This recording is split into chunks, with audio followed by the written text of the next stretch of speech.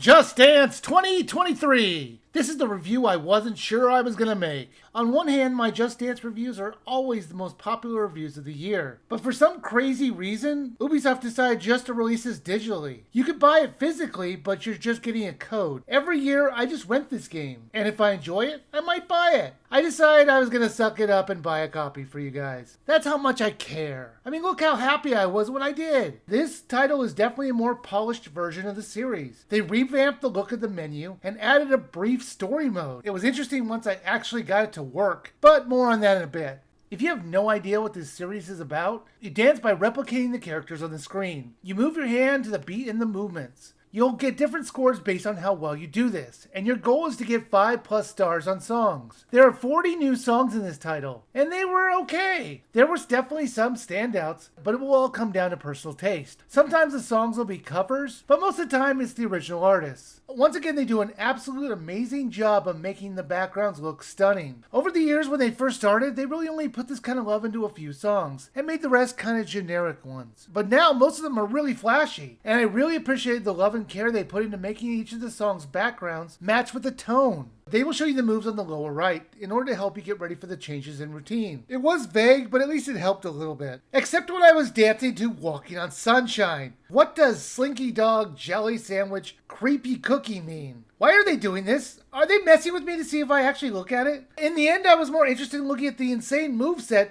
than the song itself. Now, like I mentioned, there is a story mode, which is broken, at least for me at first. It took me 4 times having to play the same first song every time. It kept giving me an error and exiting. Then I tried exiting the whole program and trying it again, still giving me errors. I mentioned it on Twitter to my followers, and Ubisoft actually responded. They just asked what happened and what version I was using. They haven't responded as of now. Another replier suggested that I just delete the game and reinstall. I did that, and it actually worked. I could finally experience this epic story. Now, the plot is about a woman who's taken from the real world, which I was already not buying into the story already. She's laughing at some creepy dancer, and he extends his arm to her. And instead of running away in terror, she gets pulled in, and not even her friends react to this. Then he takes her to different songs, collecting dancers along the way, so they can have a dance-off with the evil dancers. They don't ever explain why they're evil. They kind of felt like Disney villains without any backstory. When you beat them, they go to a dance party, which kicks off their Ubisoft-made